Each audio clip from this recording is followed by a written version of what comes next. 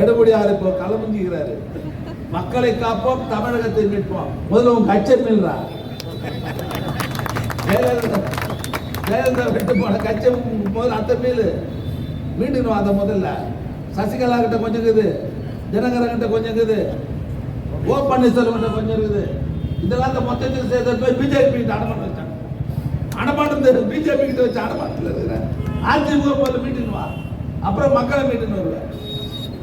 நம்ம தலைவர் ஸ்டைல ஆரம்பிச்சாரா, இவரு பேண்ட்லாம் போட்டுக்கிறாரு, இவரு கையெல்லாம் மூஞ்ச பார்த்தாலே யாரும் ஓட்டு போட மாட்டான்.